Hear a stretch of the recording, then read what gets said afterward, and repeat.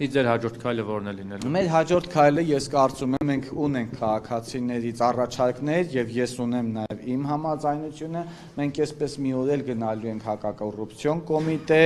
ներկայացնելու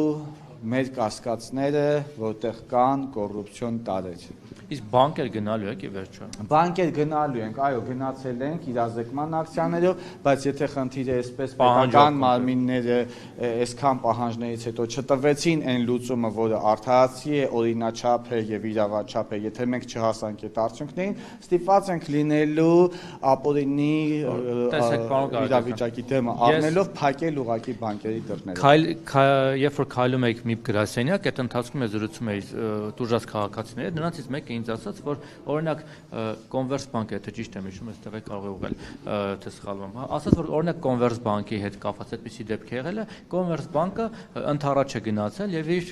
հաշիվները, այսպես ասած, չի բռնագանձել կամ սառեցել է կամ օգնել է, այսինքն, բայց մյուս բանկերը չեն գնացել։ Գուցե անհատապես այդ բանկերին պահանջեք, ստիպեք, որ այստեղ ավելի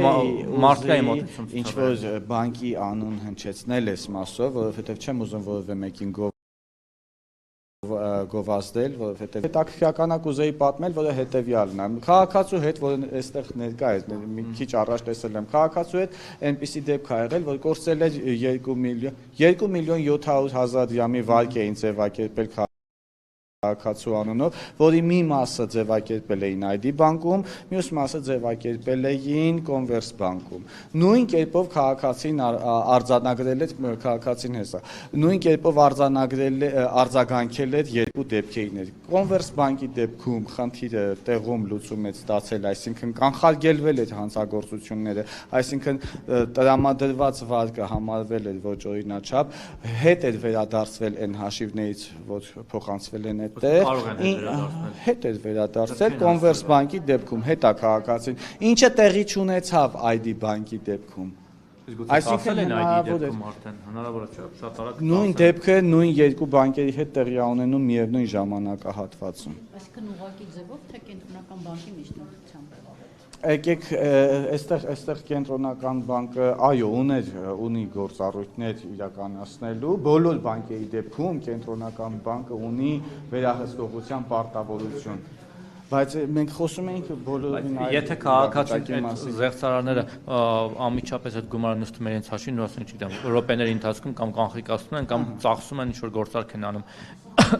Այդ դեպքում բանկը հնարավորություն չունի, չէ՞, այդ գումարը արդեն կորած գումար է հետ կանցել։ Ինչի հնարավորություն չունի, բանկը քաղաքացուն փաստորեն ինքն էլ գիտի, որ այդ պահին քաղաքացուն վարկ է տրամադրել։ Հետո սկսվում են այդ վարկերը անմիջապես արագ փոխանցվել այդ հաշիվներից։ Հետո երբ որ քաղաքացին նկատում է, որ իրեն վարկ են տրամադրել, անմիջապես կապվում է բանկի հետ, հետևյալ պահանջով, որ կասեցեք, սառեցրեք, դա ես չեմ, մի փոխանցեք, թույլ մի տվեք։ Այս ժամանակահատվածը իրանք այնքան են անհարգի, տևական, ձգձգում, 5 րոպեից զանգեք, մի ժամի զանգեք, մի անգամ պատասխանում են, մի անգամ չեն պատասխանում, մինչև ժամեր անցնում, հետո երբ որ պատասխանում են, արդեն ողջ Կինակոյից բողոքում է, որ շատ դժվար է պատասխանում։